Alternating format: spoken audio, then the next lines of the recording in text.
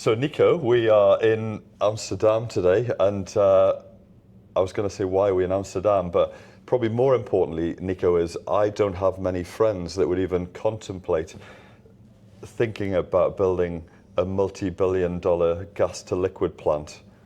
How on earth did you get involved in that project? There's a bit of a history. Originally I'm from South Africa and got exposed through the company that I worked for with Fischer-Tropsch Technologies. And in doing so, I've got involved and got to know it very well. So we originally started my own company looking at project management.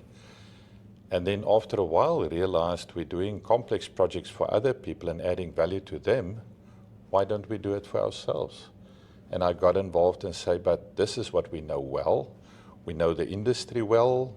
I know many people in the industry that we can utilize to be part of this. And that's what we started doing. Wow. So if we go right back to the start of your journey, what did you actually specialize in at the start of your journey? More from a kind of education background. So we started as a large complex project execution company, helping people. So we helped with bio-to-liquids, technology projects, different type of complex projects, and help them because we go through 4 perspectives. We look at operations, business, engineering, technology and construction, but also then the project management, and then deliver through about 1,400 deliverables in different stages, the business. And many times for boards, we would do a gap analysis so that they understand the risks that are involved and how do they actually then can execute a project well. But in doing so, we always landed up knowing more than everyone else, and then start to think, but this journey must be something that we can add value to ourselves. Wow. And that's how we started with it. And, looking at the different components and the interrelationships of this, we also started to realize, if I can expand on this, is that, we're sitting in a very complex world today where you see 3 major vectors coming together. We see a lot of the technology, and all the changes with AI and different technologies. We also see a lot of changes in society where the demand for customers are more ethical based, environmental based. And then we see the third vector also a lot of changes in environmental, legal, and what is required to stay. And then the 3 converging is changing so rapidly that we realize that if you don't have a learning and adaptive organization that is orchestrated with a delivery framework and then digitally enabled, that you would not be able to cope with the pace of change. And that's what we set out to look at, and then applying it in a complex industry like gas to liquids. And we've added then, carbon capture and sequestration, and then technologies like state-based control and how to look at this. So we've created a template for the lowest carbon footprint GTL facility in the world, and then with the ability to then utilize AI and other technologies to start it up and keep it running, because availability is driving everything. So that's what we've done. And home for you is in Canada? It is in Calgary in Alberta in Canada, yes. And the project's in North Dakota? Yes, at a very unique environment. They've got a lot of gas, and they're running into problems by 2027 of having too much gas, and they cannot flare it anymore because of the commitments not to flare. So now you sit with a problem. What do I do? So one of the solutions would be consume a lot of gas, and we consume a lot of gas. And that's what we've done. And then create from natural gas high-value products that are environmental friendly, but also adding a lot of value. So that's what we're doing in North Dakota. And we started this in North Dakota as the first project with a template, and then the ability to rapidly, with a driver for speed to market, replicate it in many other locations in the world. So we're looking at, Middle East, and Africa, but also then North America and South America. For people that are watching this, Nico, and there'll be people watching this that don't have an insight into both the scale of the project that you're doing or even would ever think about embarking on multi-billion-dollar projects, how do you go from running consultancy projects to thinking, actually, why can't we chase a vision that's enormous and try to tackle something really huge? How do you get your mindset right for doing something like that? It's on the one side, we've done large, complex projects ourselves as a company for other clients. You know, the largest project we looked at was about $11 billion. Wow. And, you know, what you do with that is you understand, you know, you break it down to fundamentals. What is the scope, cost, schedule, but also the risk, and then the quality that you need. And then with a baseline-centric approach, break it down into deliverables, and then take it through the stages. So how did we get there in the end is we realized that there's a great barrier of entry for others. Yes. And we've got the technology and the people and, you know, over 400 years of experience in our team. We said, but why don't we do this? Because there are not many people that can do this. And that's how we moved to actually look at this. And I think with the support of, you know, different institutions, different partnerships, knowing the industry well, we actually got to a stage where we said, but, you know, it's not that difficult, although it is not easy. Absolutely. Tell me about your business back in Canada. What kind of team have you got there? What kind of role do you have? How does it all come together? I'm the CEO of our Cerilon group of companies. We've got a group of over 70 people dispersed in Canada, US, UK, as well as South Africa.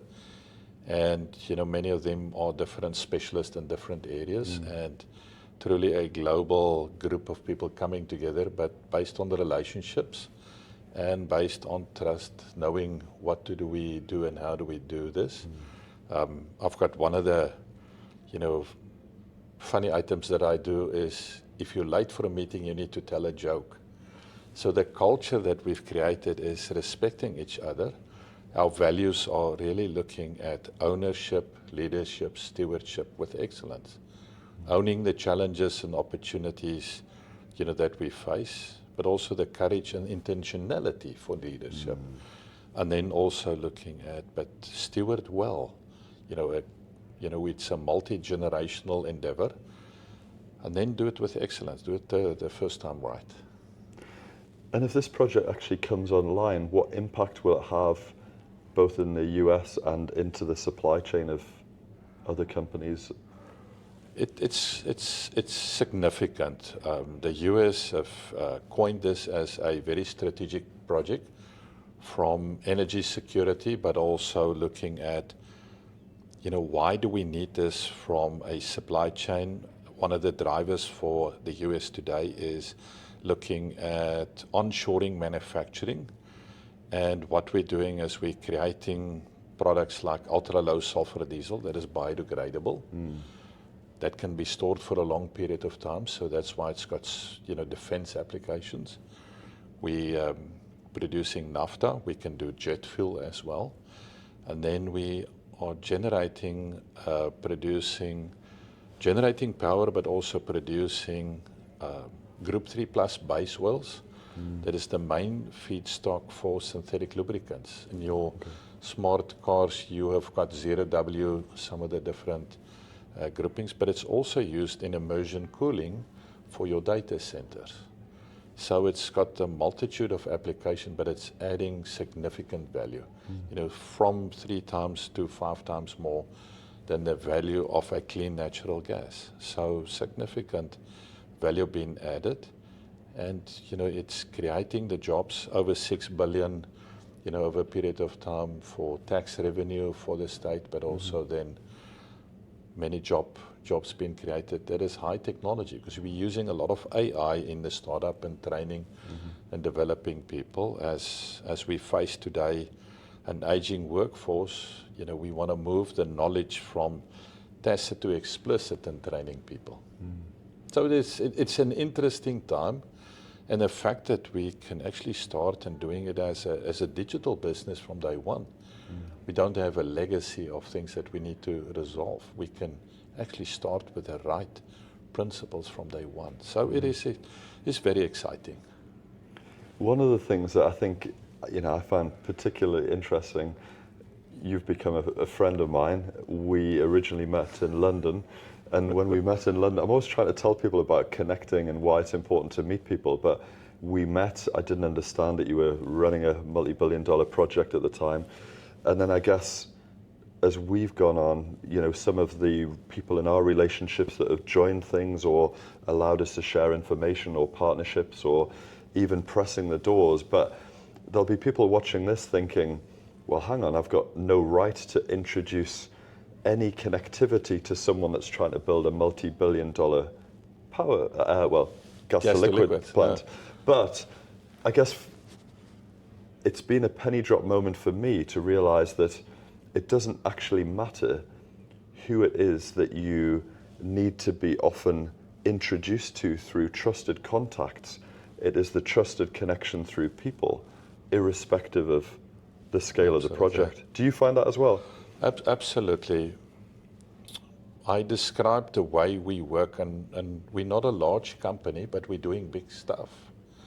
And why can we do that? Is through relationships. I describe what we do as the conductor of the orchestra. There's not many people that knows the hymn sheet and what is in the opera and what instruments I need in the orchestra.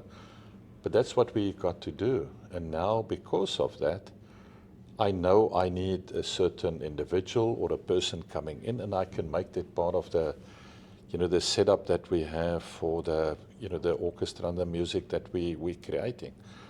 But it's more than that. We've got major companies like Chevron, ABB, many others that have partnered with us, and they came together and said, "God, we want to do this with you."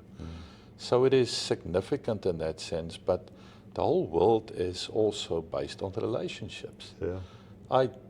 I can call up the people and say, "I want to do this," but then they want to do it with you. Yes. Not so much the company, but the person that you got to know. And I think that is part of this whole journey for me as well, is that you never know how and what the next person will be that will become part of a friendship and a relationship over time that will blossom into something so much more. And that's what we've seen. We've been doing this, all over the world, so it's not the first time that we're doing this. But now we're doing it for ourselves. That's the difference. And I guess just to go even deeper with that, I think I was amazed with my network, just thinking how trusted person at one company with multi-billion-dollar chemicals company can introduce you to another trusted person, can introduce you to another trusted person who comes back. And that was the penny drop moment for me. I was like, gosh, no one cares what you do. It's more, how can you help a friend that's trying to do something enormous? Absolutely. And it just so happens you're building a multi-billion-dollar gas-to-liquid plant, but that's not what I do every day. No, but there's more to that. What I've found with a lot of people, in the younger generation, what I've seen is they want to have the ability to try new stuff. I need to try new technology. I want to see how I can apply this technique and have the environment in which they can do that. And that we've seen quite a lot, that the people just blossom when they can do that. Secondly, if I look at this through the relationships and how we're developing a whole set of new things that has never been done before. The people love to be part of success.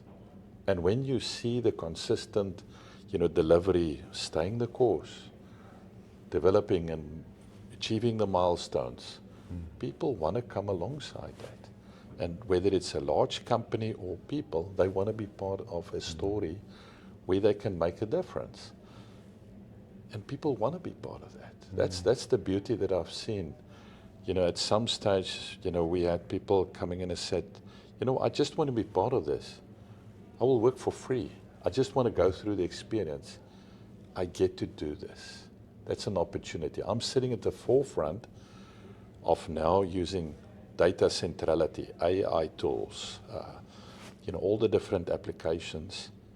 And I can apply my knowledge for 30, 40 years and now use this and say, I can do this in a way that I would have done it if it was my choice. But I become part of the story. And that's a beautiful thing. Everyone wants to be part of a success story, isn't it? Oh, entirely. And I think, again, for people watching this, people, they want to do bigger things than they're capable of doing alone. And that's the thing of being in a team, but also not being scared or having fear of trying things that may appear to be enormous, but actually, back to your orchestra point of, you don't need to be able to play every instrument. You need to be able to pull together that whole suite of the orchestra and conduct. So you are the conductor. Yes, but isn't the effect of this in the end, when you listen to the beautiful piece of music, isn't that in the end, all what you need? Yes. Because you get to do this. And that I find is more rewarding than anything else. This is not about money. No. You make a difference for people in the communities. I once had, even the people in the community said, can we sponsor baseball caps? I said, no, I don't want to do that. I would rather want to find out what are the problems that you've got in the community that we can address. Yes. Is it mental health? Is it addiction? Is it something else that we can address? And the ripple effect of a different value set of how you look at things, people want to be part of something like this. Yes. Younger generation want to do something that has got environmentally sound, that is responsible. And, that is something that drives a lot of behavior. We also really like people to be outcome-based, and we measure outcomes, not input. Yes.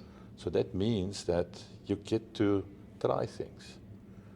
Sometimes I make mistakes. You don't make mistakes all the time. But we also know that we're on a journey so leading edge in many instances that we will make mistakes. Yes. But then have the ability to stand up and say, we've tried that, it's not going to work. Yeah. But now let's do the next. What have we learned from that? And it requires mature leadership, but it's also saying, what? We're going to enjoy this journey that we're on and give it the best shot. Absolutely. There will be hundreds of business leaders all over the world watching this video. If people are watching this video, Nico, how can they support you on your journey of executing this project, or other people that might be relevant to your new orchestra?